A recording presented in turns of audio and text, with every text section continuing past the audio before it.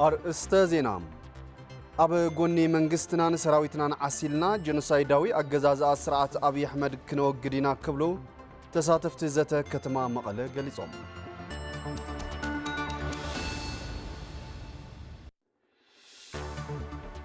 سرحتنياتات منغستي وردا لعلاي ماچو جنوسايداو سرعة بلصقنا نموغاد بحدنتن سمرتن بمقلاس حالواتن دحنتن حزب تግራይ ከም ዘውሕሶ ፍሊጦም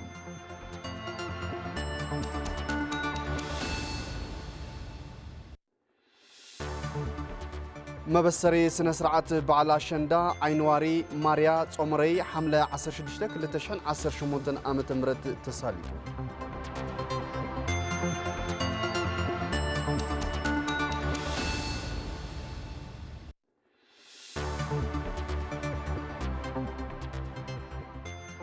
سلام طعنا هبلي زخوكم تملكتنا نزعلت زي زحرنا يوم زينات التلفزيون تግራይ أرست زينات بمللاي فليمنا حزن ما ناب زرزراتهم كنسجر زيناتات بمرح حفت جورو بمداي ملكت قانقا دما سلام هايلو بسم الله سوميا ستوديو تلفزيون تግራይ حبيرناكم كنصنحنا نمكتالكم بمعدام ناب فلاماي زينا كسجر أب غوني منغستنا سراويتنا عسيلنا جنوسايداوي أجزاز أسرعة أبي أحمد كنو قدينا كبلو تساتفتي زتا كتما مقالة قليصوم توم تساتفتي نزيز ولو زبت نبيراو برست بزبل مراحل حساب سدراس وقت نبرات عامي تمزابلتن ملس حربنياتاتن أبستساتفلو زتايو تسفاي تادسة نتزتا تملكيتو والله نبرات عقمي سدراس وقت ملس حربنياتاتن تمزابلتن نبرت كتما مغالم مقصلتا زكايد زولو حزباو مدرخات زبت نبيراو برست بزبل تيمام اب موحاس لعلاونت تግራይ አድሂቦም ዘተሳሊጦም ተሳተፍቲ ትዘተም ኣብ ጎን ዓቅምታት መኸተ ዓሲልና ግቡና ክንፍጽምና ይብሉም መኸተ ናይ ኩሉ መኸተ እዩ ህዝቢ ትግራይ እንተዘይ ሓቢሩ እንተዘይ ሰሚሩ ኣብ ሓደ ዓሲሉ በላዓይኡ መጥፊኡ ብዙሕ እዩ ለዚ ኩላትና ከም ህዝቢ ኣብ 17 ዓመት እውን ስለ ዝሓበርና ኢና ነቲ ግዙፍ ፀላእ ዝበሃል ዝደምሰስና እዩ ናይ ፍትሕ ስራሕቲ ዝበለፀ ስራሕቲ ተሰሪሑ እቲ ሰብ ተተጋላይ ትነባር ይኹን እቲ ዝቕፅል መንእሰይ ኣብ ጎኑ መንግስቱ ኣብ ህዝቡ ተሰሊፉ ፀላእቱ ከም ዝስዕር ርግፀኛ እየ ሓድነትና ኣስጢምና ሰሚርና በቃ ናይ ምንባር ጉዳይ ኣውዚ ናይ ምቸታ ጉዳይ ኣይኮነን ኣብ ህልውናና ንንበር ንስጠም نتحاور تግራይ نحاده يخونتن نخلاتنا ايا حابيرنا كنوصاينا تግራይ كم تግራይ كتولو كل يزمت كل يمكت تግራይ تسعر يقنيل تخبر منغستنا لابوت اوتوماليسو اتنفسنا علنا قدينا ينموت يقدي إلنا لنا هزلا هم قدمكم تግራይ تسعر هزلا أول ما أخلي كوميتي ودو هوحات كالاي جوره هوت هلونا هزو تግራይ كرقاقز زخل نتجينا سيدا واقزازا بمسعار طرح مخانا جنزيبهم حتوتاتنا يفلتاي بتحقق منقس مسارات ناي تግራይ زبحال مريت له ملسوي بورار حسكم مزلقم ملسوي كجوروا كام لا حدا مليون هزبي سفنا قلل لنا نبوتي ملسي كجوروا كام كاو حليفهم نايو علنا جنزب بتاكس بجورن غفلن كواز كواب ما أخذ زكاة كاب أنت سريع زوها وأنا بجتون تنبجتون كوناي كاب بو مسارات غير كهزو كتقطع عقل نايقف عقفي حزد ما كلهم إزتاتو كل جزء ناوزي ديرو أسف سيفوني تግራይ كوحتا تسلفوني انت أيو حزي توسيد زلو قوام تأيو حزي بس إحنا اللو زللا درجة جن بقى إذا جنوسايدر زخون سرعات بالسجننا انتهيت أفا حزب تግራይ بسلام كنبر أيخل زلنا من مرسي مقتأمي مساق جزازة بالسجننا قد إمكان معواز زكال تنكر سراويت مفتارن والدابتات بمتنخار زولو ايتكال آيوم سراويت تግራይ بحيل السابن عتكن متنخار كم زد اللي يردوم إذا سأل أزي تنكاريو كاب جزينا تشرشر إذا خيد زلو طلعزي بنايو علنا تنكارينا هن مكتو زلنا سراويتنا نتنخر بحيل سب لوجيستيكس كومزين تغيرنا كنمكتو نخلينا ትካላትን ከተማታትን ትግራይ ከዕንውን ህዝቢ ከጽነትን ዕላማ ሒዙን ዝንቀሳቀስ ዘሎ ጀኖሳይዳዊ ስርዓት ብልጽግና ንምውጋድ በሓድነትን ስምረትን ብምቅላስ ሃለዋትን ድሕነትን ህዝቢ ትግራይ ከም ዘውሕሱ ሰራሕተኛታት መንግስቲ ወረዳ ላዕላይ ማጨው ፍሊጦም ሰራሕተኛታት መንግስቲ ወረዳ ላዕላይ ማጨው ዘበት ንብሔራዊ ብርሰት ብዝብል መሪ ሓሳብ ኣብ መኸተ ብሔራዊ ህልውና ትግራይ መልኪቶም ዘትዮም ኣለው ንጸብጻብ ኣረጋዊ ገብረ ሩፋኤል ገነት ካሕሳይ ክምሳብ ክተርወ ሰራሕተኛታት መንግስቲ ወረዳ ላዕላይ ማይጨው ዘበት ንብሔራዊ ብርሰት ብዝብል መሪ ሓሳብ ኣብ መኸተ ብሔራዊ ህልውና ትግራይ ኣመልኪቶም ዘትዮም ኣብቲ መድረኽ ዝተሳተፉ ሰራሕተኛ መንግስቲ ወረዳ ላዕላይ ማይጨው ሃለዋትን ድሕነትን ህዝቢ ትግራይ ንምጥፋእ ዝሰርሕ ዘሎ ጀኖሳይዳዊ ስርዓት ብልጽግና ንምውጋድ ኣብ ዝግበር ቃልሲ ንምጥንኻርን ኣብ ሽቱኡ ንምብጻሕን ካባና ዝድለ ኩሉ ክንፍጽም ኢና ኢሎም ዘይሓወይ ቁስል ኮነና ትዝሞተ ዝቀበርናዮ ደኣ ኤልና ከወዲእና በኺና ኢና بتعم زحمم واشتخاذ نجر زي درق قسلني النائي سو جونوسايد مجلس يولن أزي كبير نجر تشكيمنا هاللوا حزون إدنا نجرنا نتأمرنا نتصبي نجر يولن جونوسايد فت أما أكل حزون كال أي جونوسايد كي فت ملنا تاي نجبري أتا أجندة خالي نفتي أو تخان نفتي أتخات زرب الله نجر يولن سلزي مجدال تخينا مجداليا نيمان نسأقام تشرف نجاري ولا هزو تجراي الناس قال سيمتيو حزون مكيتنا هون وصينا كالي ممارط ونيبنا كالي ممارط سزلو كالي ممارط مرقنا كم مسوات وصا كم كلاس وصا شعرنا نوصلو جن كالي من قد يلا كن برس دما عين صبين ما نمس دما كبرس هي صبين كم تجارو مهناتو يصن حنانيا حدنا وزلنا سوات مزحتنا موراتنا نزونات زي زت انكر نزونات زي نافت زدل درجان مبصح ننحد حدنا ناي وعلنا بصحيت لنا مناتهم تاي تغير لي زي كونس انا خن تاي غير زول تحساسوا حدنا ورسنا متصقل له تعطينا كو بخلا بشغط يله بمهيا يله ترانسبورت يله بندادي بكل تعطينا كو حزي كاوز عزازي كنوص انت خوينا بزي كم كلاس كلمه مارص يبلنا زي اخن قبرت خوينا 10 وقت ما نطنخر لنا مالتي بحيل سوق خون يخل بماتيريال خون يخل بكل مداي سلازي حزي زطبينا قالسي كوانا تصويت زغبر نجر تايو اب حد تحساسبا ربيبنا صلاتنا نزغورو زلو اقدن منقساسن بكل مداي كنقالسلنا مالتي قادسنا نصيرون تخيرو لا حصير اوان TPLF مودمان TPLF مون موزة TPLF مون دكتورين TPLF روح جزء زوسد حاولت يلو أنا لو كانوا عن بعض كذا زوينا سلسلة سرية كمان يجمر زلوا كمان يجمر زلوا تبرئ الناس يجمر زلوا تعودتينا يجي كامل ዋና ሙሐዳሪ ወረዳ ላዕላይ ማጨው አይተ የማነ ለገሰ በወገኖም ህዝብን መንግስትን ትግራይ ዘካይዱ ዘሎ ቃርስ መኸተን ምዕዋት ሰራሕተኛ መንግስቲ አንጻር ጀኖሳይዳዊ ስርዓት ብልጽግና በመስላፍ ቀብሩን ኸቃጥፍዎ ኣብ ዝምጥኖ መቃለስ ቦታ አትዮም ከቃለሱ ከም ዘለዎም አፍሊጦም ተሳተፍቲ እቲ መድረኽ ትካላትን ከተማታትን ትግራይ ከዕንውን ህዝቢ ከጽንትን ዕላማ ሒዙ ዝንቀሳቀስ ዘሎ ጀኖሳይዳዊ ስርዓት ብልጽግና በሓድነትን ስምረትን ብምቅላስ ህዝቢ ትግራይ ገጢምዎ ዘሎ ሓደጋ ህልውና ንምርጋጽ ወፍሪ ጽንተት ከም ዘበርዕንዎ አረጋጊጾም بجونوسايدر سرعة بلصقنا تفتيرو زلو حدقا بيراو هلونان ጽንተትን ንምምካት ሓድነቶም እስጢሞም ኣብ ግንባርን ደጀንን ኮይኖም ከም ዝቃለሱ مناسي كتما عدوان وردا عدوان ኣብ ዝተኻየደ መድረኽ ዘበት ንብሔራዊ ብርሰት ገሊጾም እቲ ቃልሲ ብዝግባእ ንምዕዋት በመዳይ ዲፕሎማሲያዊ ርክብን ምሕዝነትን ምስ ውሽጢ ዓድን ወፃን ዝግበር ስራሕ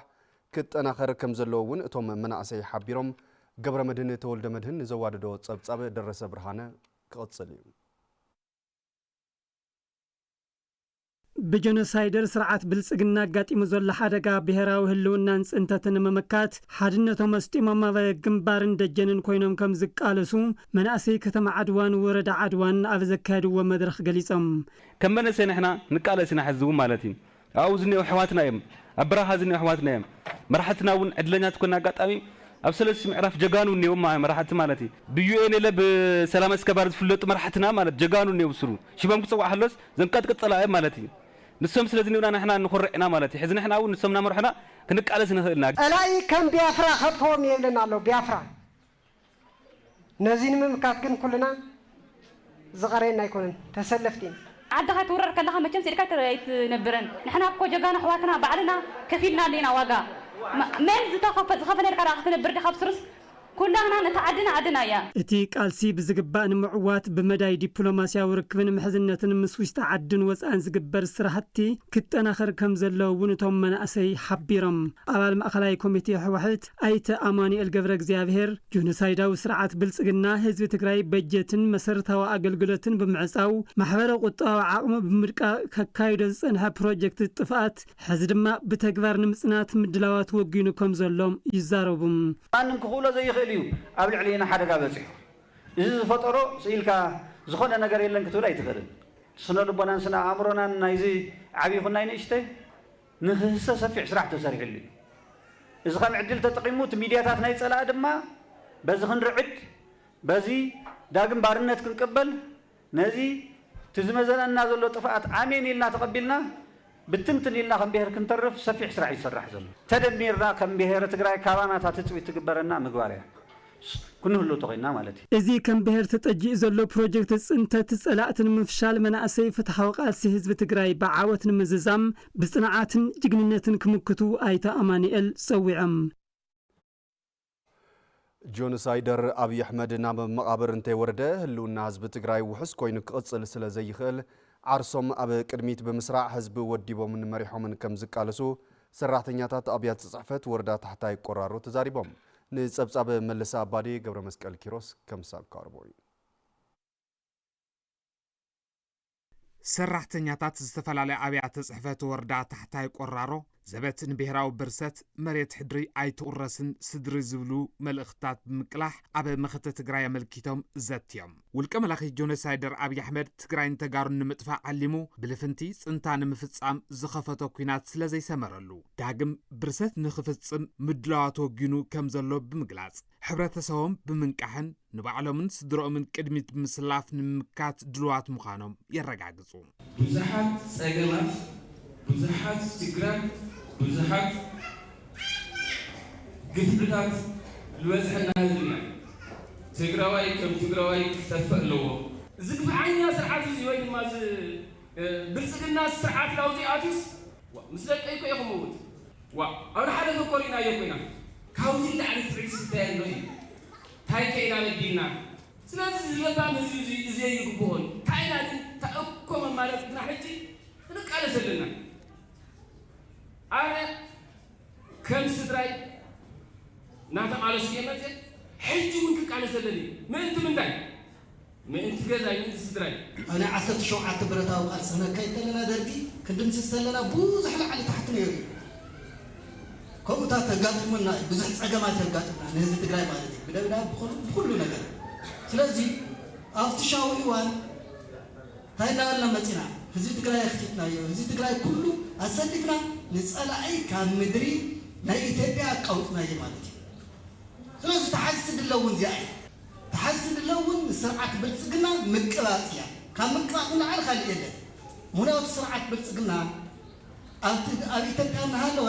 ንሕና ክንነብረይ ንኽእልን ኣመሓዳሪ ወረዳ ታሕታይ ቆራሮ ኣይተ ኣዱኛ ወርቅነህ ትግራይን ተጋሩን በቲኑ መሊኡ ምጥፋእ ዘይከኣለ ውልቀ መላኺ ጆኖሳይደር አብይ አሕመድ ዘሎን ዘየለን ዓቕሚ ብምጥቃም ዝተለመደ ሰይጣናዊ ስራሕቱ ንምፍጻም ምድላዋቱ ከም ዝወገነ ብምሕባር ተጋሩ ከም ህዝቢ ንምቕጻል ከም ትልሙድ ብምምካት ኣገዳሲ እዩ ኢሎም እዚ ፀላኢ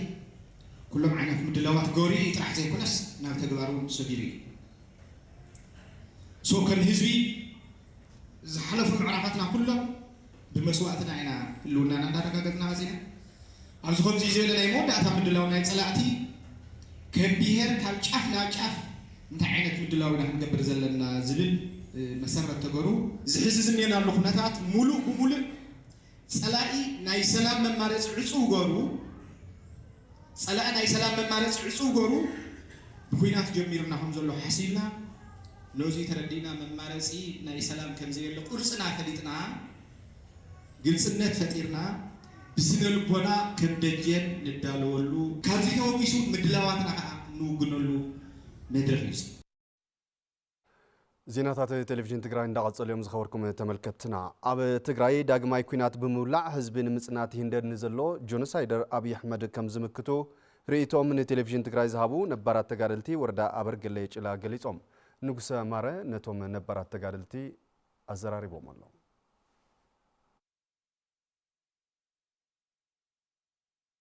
ስርዓት ብልጽግና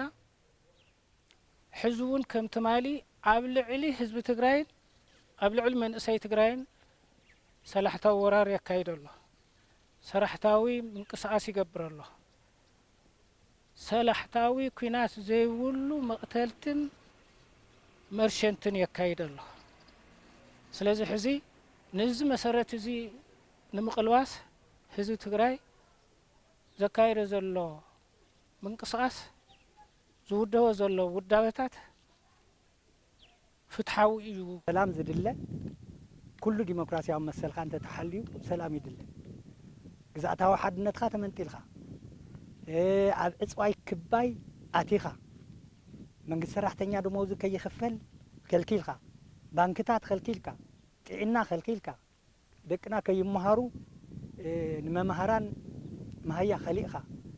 ኣደንቂርካ ጠቕሊልካ ምጥፋእ ተሰላሕታዊ ኩናት ህዝቡን ይቅጽል ኣሎ ሓደ ኮይና ንዝመፀና ጸላይ ብገንዘብ ኣይኮነ ይስዓር ብሕራነ ስለ ዝኾነ ሕዝለ ተሰራዊትና ብዝኽእለ ቅድሚት ዘይኽእለ ብደጀ ትመፍትሒ ኩናት ኢሎም ኣውጆም ኣለዉ ሰምዕ ኣለና ኢና ጽባሕ ንድሕሪ ጽባሕ መቐለ ክንኣቱ ኢና ይብሉ ኣለዉ ሙሉእ ትግራይ እውን ክንቋጻጸር ኢና ይብሉ ኣለዉ ሙሉእ ትግራይ ጥራሕ ዘይኮነስ እንኮላ ኤርትራ እውን ክንቋጻጸር ኢና ይብሉ ዓሰም ክንቋጻጸር ኢና ኣስመራ ክንኣቱ ኢና እዮም ዝብሉ ዘለዉ ዋ ብጠወንጃ ዝመጸካ ብጠወንጃ ኢኻ ትከላኸሎ ንሕና ጸገም ስለ ዝበጽሕና ወይ ሽግር ስለ ዝበጽሕና ወይ ጸላእቲ የዳልውና ኣለዉ ካብ ዝብል ሓሳብ ተበጊስና ንሕና ንንብርከኸሉን ኢድና ንህበሉን መንገዲ ክኾነ ይኽእልን ጸላእትና ኣብ ልዕለና ዝኾነ ዓይነት ፀቕጢ ክፈጥሩ ከለዉ ንዞም መፍትሕታት ኢና ክናምፅእ ዘለና መፍትሒ ክናምፅእ ተኾይና ድማ ህዝቢ ትግራይ ከም ህዝቢ ትግራይ ኩሉ ሓደ እንተኾይኑ ጥራሕ እዩ ሕዚ እውን እንተኾነ ግዛእታዊ ሓድነትና ንምምላስ ይኹን ሕዚ እውን እንተኾነ ኩሉ ኣብ ትግራይ ትሕገ መንግስታዊ ስርዓትና ክሕሎ እንድሕር ዘይኽእሉ ነዙይ ክንሕሉ መስዋዕትነት ክንከፍል ክንቃለስ ናይ ህዝቢ ትግራይ መበት እዩ ንመንነቱ ኣሕሊፎም ምስ ወራሪ ምስ ጀኖሳይደር ዝኾነ ሓይሊ ወጊኖም ክጭፍጭፈካ እየ ክሕርደካ እየ እንተኢሎም ስኺሉ ዝጽበይ ሓይሊ የለን ካብ ባዕለይ ጀሚሩ እውን ስኺለ ዝጽበይ ኣይኮንኩን ኣብ ሰለስተ ምዕራፍ ነይረ እየ ሕዚ እውን ራብዓይ እንተሃልዩ ኣለኹ ሎሚ ዘበን ዝኸፍልዎ ግብሪ ኣብ ምውሓስ ዓርሰ ምርኮሳ ትግራይ ዝህልዎ ትርጉም ተረዲኦም ይኸፍሉ ከም ዘለዉ ከፈልቲ ግብሪ ነጋዳይን ክራይ ኣከራይትን ከተማ ኮረም ገሊጾም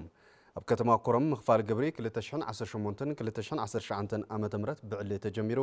ፍስሐ ጽዮን ገብረ ኣበዝጊን ዘዋደዶ ጸብጻብ ሃብታይ ባህረ ከም ሳብ ቀርቦ እዩ ኣብ ከተማ ኮረም ግብሪ 2018-19 ዓመተ ምህረት ብዕሊ ኣብ ዝተጀመረሉ እዋን ዝተረኸቡ ሓላፊ ዘፈር ቁጠባ ዞባ ደቡብ ትግራይ ኣይተ ኣስመላሽ ረዳ ኣብቲ ዞባ ካብ ዘለዋ 14 ወረዳታት ንከተማ ኮረም ሓዊሱ 5 ወረዳታት ኣብ ትሕቲ ኮማንድ ፖስት ስለ ዝጸንሓ መጽናዕቲ ግብሪ ውሳነ ንምክያድ ፍትሓዊ ኣከፋፍላ ግብሪ ክእከብን ግብሪ 2018-19 ኣብ ግዚኡ ከም ዘይተጀመረ ገሊጾም 500 ዝኸውን ናይ ከተማ ኮረም ነጋዳይ ኣብ ሓፅር መዓልቲ ንሕና ኣብ ዞባና እውን ኣብ ሓፅር መዓልቲ ክነጠቓሎ ኢና ኣብ ምንቅስቃስ ንገብር ኣለና ከተማ ኮረም እውን ካብታት ጀመርኩ ማዕደታት 14 ልምዓንቲ ኣብ ሓፅር መዓልቲ ተጠቓሊሉ ናብ ካልእ ስራሕትና ናብ ካልእ ልምዓትና ናብ ካልእ ውራይና ንኸደሉ ኩነታት ክህሊ እኒአዎ ስለዚ እዚ ከም ሓደራ ተቐቢልና ፅቡቕ ዝኾነ ናይ ግብሪ ስራሕቲ ይኹነልኩም ኢለ በዚ ከጠቓልል ይደሊ ማለት እዩ ትግራይ ኣብ ሓደጋ ህልውና ኣብ ዘላትሉ እዋን ዝኽፈል ዘሎ ግብሪ ትርጉሙ ረዚንን ንምውሓስ ዓርሰ ምርኮሳና ወሳነን እዩ ዝበሉ ከንቲባ ከተማ ኮረም መምህር ግደይ ጸጋይ ከፈልቲ ግብሪ ነጋዶን ክራይ ኣካረይትን ዝኸፍልዎ ግብሪ ብመንፅር ዝብ ምዃኑ ተረዲኦም ዝተተመነሎም ግብሪ ብግዚኡ ክኸፍሉ ኣተሓሳሲቦም ፍልይ ዝበለ ኣሰራርሓ ፍትሓዊ ዝኾነ ንምስራሕ ኢና ዘንጊሕናዮ ያው ልማዕንቲ ብፍሉይ ካብቲ ካልእ ወረዳ ብድምቅ ዝበለ ኣብ ሓፀር ግዜ እውን ዝጠናቐቐሉ መንገዲ ምእንቲ ኣብዘን ቀሪአና ናነዋ መዓልቲ ክጠናቐቕ እዩ ብርክት ዝበለ ነጋዳይ ኣለና ልዕሊ 1500 ነጋዳይ ኣለና إذا نجاري لما قلتفو عاوزن زترفع محلتي كخفل قريتها تحاليو ويفتح عاوز يكون نجار تحاليو نتقررنا نفتحنا مست نجارينا قربينا تردادنا كنخدينا لصرح لنا يوم أتحاوري خير سرح قدية سنة محضرن أو هافا قالت منجسن كتما كرم ممر زناو برهانو لوم زبن زكاو جري مسمو حاس عرت مركوسات ستحازس لزخونه عود كوين خزازم مسو ما خفل تجبرن تخطاتالي مردا ناتفط أرو خمس ماتو أرديهم تسرحتني قاطر ليتي أو دي أكسرح أو توت عم نزاج الجابيت أو نجدي كل أكل بدرجة وزلتي مدارك تأكلت ونتحوسوه يا وازي بتستنقط سكالات كسرح يا ومتزلوا جزء مثل وردنا خناتات تفتر خناتات تتعزو أو لافت سرعاتنا مدونا قادون تفتر لهم بزسن أوتنا هنا مالتي كفلت جبري بركلان كرايا كاريتن جبري لهم زبن زلوا ترجم ترديهم استتمنى لهم جبري خفلو خمسة لهم بمقلات كل خفلاي جبرون جيزة خي وسدب جيزة خفلي جبائلهم زغني يخن بي مستقراي بس حوال اللي أصعقم بس بعصواي كباي بجزا باجتنا تخلخلنا لساعات جن لزجبر زي الخوانة يغني مسائلنا توزيحنا مثل ملكة تقريرنا لأرمنا تمطعطن هون اللي نجبر نخفل جن تدالينا أنا معلتي أي حاجة ختمة عبيتي يتجبري جبر نحرك فينا عاوز يزلو نتختمة زخون ما بلت أجي زخون نجاراتس كابنا يوعلو فلفل يزي فلفل ناي وعلنا عيناق ناي وعلنا ببعلنا عيناق خنا محدا درون نخيل مال بعد شندا كل تشحن 18 عامة مرت حقاو مثل تجراي نملا حزب عالم انن صبارق له كوني قبايلهم مكتل بريزيدنت منجست تجراي ايت اماني لسفم بمتحببار بيرو بحالن توريزم تجراي مبسنش سنه سرعات بعد عشندا عينواري ماريا صومري كل تشحن 18 عامة مرت اب كتما مقله تساليتو نسها تسفاي ابز زعبازي توسح يزالا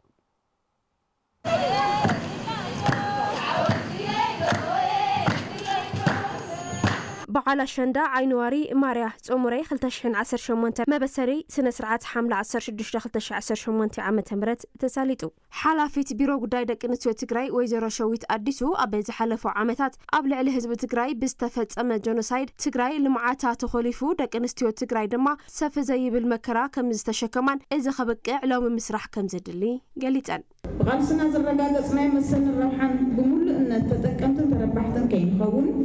تماد زبحنا بسلاجنا كحوي تجراي المعادات وخليفو سمربت زبنا لكنسي تجراي نعماوتي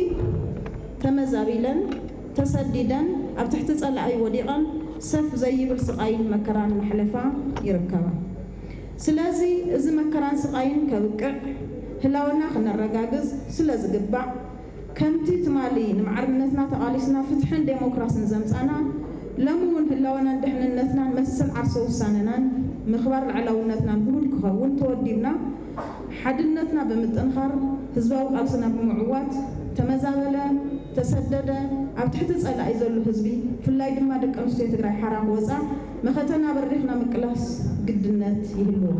محلاون معقابن بحالن ماننتن تግራይ ኣካል ወፍሪ መኸተ ጌርካ ምስራሕ ከም ዝግባእ ዝተዛረቡ ሓላፊ ቢሮ ባህልን ቱሪዝምን ትግራይ ኣይተ ዶሪ ኣስገዶም በብኸባቢኡ በዓል ኣሸንዳ ካብ ትሕዝትኡ ወጻኢ ንምኽባር ይሰርሑ ዘለዉ ኣካላት ተቐባልነት ዘይብሎ ምዃኖም ሓቢሮም በዓል ኣሸንዳ ብዘይግቡእን ብዘይንቡርን ኣገባብ ካብ ትግራይ ወጻኢ ኣሸንዳ ኢትዮጵያ ብዝብል ስያሜ ኣብ ኣዲስ ኣበባ ንምኽባር ዝግበር ዘሎ ናይ ተጋሩ ባህልን መንነትን ምንጠላ ንግባር ሰፊሕ ርብርብ ኣብ ዝግበረሉ ዘሎ እሞት ኮይና ነኽብሮ ዘለና ምስ ምዃኑ ተታሒዙ ክብርናን መንነትናን ካብ ምንጠላ ንምድሓን ተወሳኺ ኣካል ወፍሪ መኸተ ጌርካ ብምግንዛብ ካብ ካሊእ ግዜ ብተፈለየ መልክዑ ምርብራብን ዙርያ መለሽ መንግስታውን ዘይመንግስታውን ትካላት ኣካላትን ከም ዝሓትት بعد شندا 2018 عام تمرت حقاو مثل تግራይ ንመላ ህዝቢ ዓለም እናንጸባርቀሉ ብኻልእ ገጽ ድማ ህዝቢ ትግራይ ንሰላሙ ህልውናን ላዕላውነቱን ዝኽእሎ ሁሉ ዝኸፍል ህዝቢ ምዃኑ ዘርኢ ክኸውን ይግባእ ኢሎም ምክትል ፕሬዝዳንት መንግስቲ ትግራይ ኣይተ ኣማኒ ለሰፋ ህዝቢ ትግራይ መንነቱ ዓቂቡ ሉዓላውነቱ ኸቢሩ ሰላሙ ልምዓቱ ዲሞክራሲው ብናይ ባዕሉ መንገዲ ከም ዘረጋግጽ ማሕበረሰብ ዓለም ንህዝብታት ኢትዮጵያ ክሰምዑ ዝኽእሉ ኩሎም መልእኽቲ ነመሓላልፈሉ ክኸውን ይግባእ ኣሸንዳ እንትነኽብር ምስሊ ትግራይ ብዘርኢ ክኸውን ኣለዎ ምስሊ ትግራይ ኣብ ኣሸንዳ ክንፀባረቕ ክኽእል ኣለዎ ምስሊ ትግራይ ኣብ ሰዓት እዚ ሚልዮናት ኣብ ውሽጢ ኬንዳ ብጥሜት ብዕርቃን ብሕማም መረበቶም ስኢኖም ዝሃልቁሉ እዩ ምስሊ ትግራይ ኣብዚ ሰዓት እዚ ትግራይ ሙሉእነታ ስኢና ተቆራሪሳ ተሸርሚማ ተኾርሚያ ኣሜን ኢላ ክትግዛእ ፃዕሪ ዝግበረሉ ግዜ እዩ እዚ ምስሊ እዚ ህዝቢ ዓለም ክፈልጦ እዚ ምስሊ እዚ ህዝቢ ኢትዮጵያ ክፈልጦ እዚ ምስሊ እዚ ኩሎም ዝሰምዑ ኣካላት ክፈልጥዎ ጌርና ክንሕልፎ ክንክእል ኣለና ናይ ሎሚ ዓመት በዓል ኣሸንዳ ዓይንዋሪ ማርያ ጾሙረይ ብዝተወደበን ዝሐሸን መልክዑ ክኽበር መላእ ተሳትፎ ሕብረተሰብ ዝጠልብ ምዃኑ እውን ተሳተፍቲ እቲ መድረኽን ኣዋልድ ደቂ ኣሸንዳን ገሊፀን ወርሒ ዋላ ተቐርዮ እቲ መበገሲ ናይ ኣሸንዳ ብደንቢ ጌርና ተዳሊና ንክንጸንሕ ኩሉ ጥምረት ማሕበረሰብ ካብ ዝተፈላለየ ተጣሚሩ ልከብዕሎ ጽቡቕ እዩ ኢለ ይሓስብ መሬትና ብቻ ከሆነ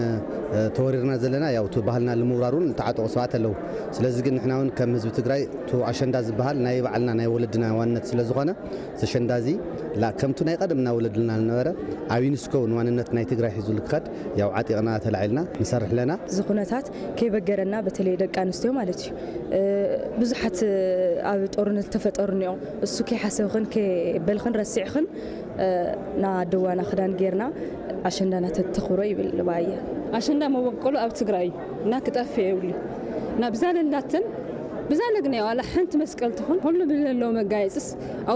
ወፂተ ተኽብሮ ደስ ይብለኒ ማለት እዩ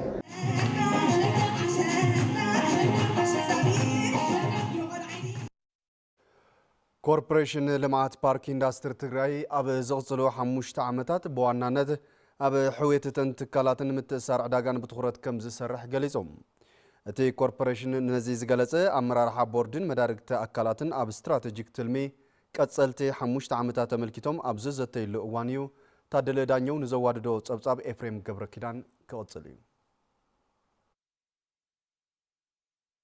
ኮርፖሬሽን ልምዓት ፓርክ ኢንዱስትሪ ትግራይ ኣብ ስትራቴጂክ ትልሚ ቀጸልቲ 5 ዓመታት ኣመልኪቱ ኣብ ከተማ መቐለ መድረኽ ዘተ ኣሳሊጡ ኣቦምበር ቦርድ ኮርፖሬሽን ልምዓት ፓርክ ኢንዱስትሪ ትግራይ ኣምባሳደር ዶክተር አዲስ አለም ባሌማ እቲ ዘተ ፓርክታት ኢንዱስትሪ ትግራይ ካብ ዝበጽሖም ዕንወት ወፂኦም ናብ ስራሕ ንምእታው ዝዓለመ ከም ዝኾነ ይገልጹ ተዋናኦም ነገር ታዩ ከም ሓድሽ ከመይ ኢና ክንከይድ ዘለና እንታይ ስራሕቲ ክሰርሕ ኣለዎ ካብቲ በጽሕዎ ዝነበረ ዓብይ ውድመት ከመቢል እዩ ተሲዩ ኣብቲ ናይ ክልልና ኢኮኖሚ ዓብይ ግደ ዝፃወት ትግራይ ዝነበረ መዋዓይ ከመቢልና ኢና መሊስና እዚ ነገር እዚ ነዋዕዩ ከመቢሎም እዮም እቶም ኢንቨስተራትና ሞራል ረኺቦም ጉልበት ረኺቦም እውን እንደገና ናብቲ ስራሕ ዝኣቱ እሞ ስራሕ ዝፈጥሩ ብፍላይ ድማ ስራሕ ፈጠራ ባዕልኻ ተቆጻራይ ንምዃን ዘይኮነስ ባዕልኻ ስራሕ ክትፈጥር ከለኻ ከመቢልና ኢና እንደግፎ ከመቢልና ኢና መስራሕ ቦታ ነዳልወሉ ዝብሉ ነገራት ኢና ንርኢ ዘለና ፓርኪ ኢንዱስትሪ ንምንቕቃሕ ቁጠባ ዝለዓለ እጃም ከም ዘለዎ ዝሓበሩ ዶክተር አዲስ አለም ማኒፋክቸሪንግን ዓውደ ሕርሻን ንምትእስሳር ኣብቲ ዓውዲ ብትኹረት ምስራሕ ከም ዝግባእ የገንዝቡ ናይ ትግራይ ኢንዱስትሪ መሰረት ከነስፍሖ ክንክእል ኣለና ስለዚ ኣብ መንጎ ሕርሻን ኣብ መንጎ ማኒፋክቸሪንግ ዝህሎ ዝምድና ክጠናኸር ሕርሻን ነቲ ማኒፋክቸሪንግ ኢንዱስትሪ ክምግቦ እቲ ማኒፋክቸሪንግ ኢንዱስትሪ ድማ እተፈብረኸ ኣቕሓ ናብቲ ሕርሻ ዝሰደሉ ከምኡ ዓይነት ዝኾነ መመጋብ ንኽህሉ ማለት እዩ ፈጻሚ ስራሕ ኮርፖሬሽን ልምዓት ፓርክ ኢንዱስትሪ ትግራይ ኣይተበረኸት ሃይለ ሚካኤል እቲ ኮርፖሬሽን ኣብ ዝቕፅሉ 5 ዓመታት ብዋናነት ኣብ ሕወትን ምትእስሳር ዕዳጋን ብትኹረት ከም ዝሰርሕ የብርሁ ናይ 5 ዓመት ስትራቴጂክ ትልሚ ዳሜጅ ኣሰስመንት ከምኡ ስትራክቸር ታይ ክኾነ ኣሎ እቲ ኢንዱስትሪያል ፓርክ ዝብል ውሳነታት ዝወሃበሉ መድረኽ እዩ ዝኸውን ዘሎ ማለት እዩ ዳሜጅ ኣሰስመንት ምስ ተፈለጠ ከዓ ብድሕሪኡ ንኣተን ክጽግን ብዝኽእል ብናይ ትግራይ ዓቕሚ ናይ መጀመርያ ዓመት ተወሰነ ጽገና ዝግበረለን ኣጽዲቕካ ናብ ስራሕ ምእታው ማለት እዩ ስለዚ ኣብ 5 ዓመት መወዳእታ ንልክዖታ እዩ እዘን ዳሜጅ ኣሰስመንት ዝተገበረለን በባዓመቱ ተፈጺመ እንደ ተፈጸማን ሓደ ፕላስ አፍቶም ኢንዱስትሪያል ፓርክስ ማርኬት ሊንጌጅ ከም ትግራይ ፌል ገይሩ ዘሎ እዚ ሪስቶር ክኾነሎ ክምለስ ክኸለሎ ዕዳጋ ክፍጠረሎ እዩ ኣብቲ መድረኽ ኣብ ፓርክታት ኢንዱስትሪታት ትግራይ ኣድሂቦም ጽሑፍ ዘቕረቡ ኣብ ዩኒቨርሲቲ መቐለ በዓል ሞያ ቁጠባ ዶክተር ሙዑዝ ሓድሽ ብወገኖም ተዓውዲ ዕድል ስራሕ ንምፍጣር ኮነ ንምትእስሳር ዕዳጋ ዕዙዝ እጃም ከም ዘለዎ ይጠቕሱ ተዋና ዓላምኡ ናይ ትግራይ ሕርሻ ሲላ ኢንዱስትሪ ምቕያር ምዝማን መዋቕራዊ ለውጢ ምምፃእ እንድዩ እንትፈልጦ ናይ ሕርሻ ምህርቲ ኣብ ዕዳጋ ዘለዎም ዋጋ ምስ ናይ ኢንዱስትሪ ምህርቲ ዋጋኦም ብተነጻጻሪ ርካሽ እዩ ባውረ ግን ኢኮኖሚክ ልወጥ ኮይኑስ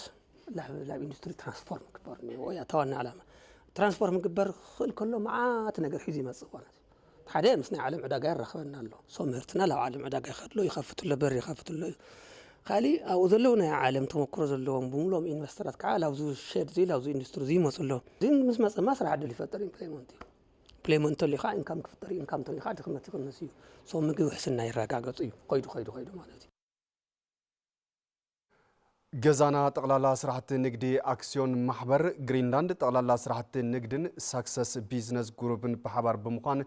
ኤሌክትሪካል ተሽከርከርቲ ናብ ማሕበረሰብ ንምቕራብ ስምምዕነት ተፈራሪሞም እተን ተሽከርከርቲ በኣቕራብነት ግሪንላንድ ጠቕላላ ስራሕቲ ንግዲ ናብ ትግራይ ከም ዝኣትዋን ድሪምዋን ዝዓይነተን ኤሌክትሪካል ተሽከርከርቲ ከም ዝኾና ተገሊጾም ብሓሳብን ጸጋን ምድግጋፍ ኣብ ምርጋጽ ዘላቒ ልምዓት ወሳኒ እዩ ዝበሉ ምክትል ኣካየዲ ስራሕ ገዛና ጠቕላላ ስራሕቲ ንግዲ አክሲዮን ማሕበር ዲያቆን ካሕሳይ አብርሃ ህልው ኩነታት ትግራይ ኣብ ግምት ብምእታው ዘሎ ጸገም ነዳድን ምፍታሕ ትካሎም ኣብ ምትእትታው ኤሌክትሪካል ተሽከርከርቲ ሓቢሩ ይሰርሕ ምህላው ገሊጾም ጸገማት ትግራይ ካብ እዋን ናብ እዋን እናገደዱ ይኸደለው ዝበሉ መካየዲ ስራሕ ሳክሰስ ቢዝነስ ግሩፕ ኣይተ ተወልደ መብራህቶም ብግዶም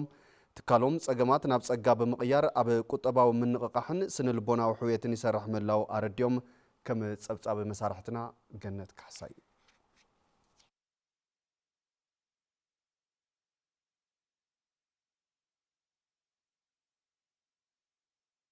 خبركم تملكتنا نزعلت زي زحرنا يوم زينات التلفزيون تقرأ زوم كساب حز استخدام لكم من مسنيرهم سلت مكتالكم كبرتي عبلنا ببزلهم سنة يجزل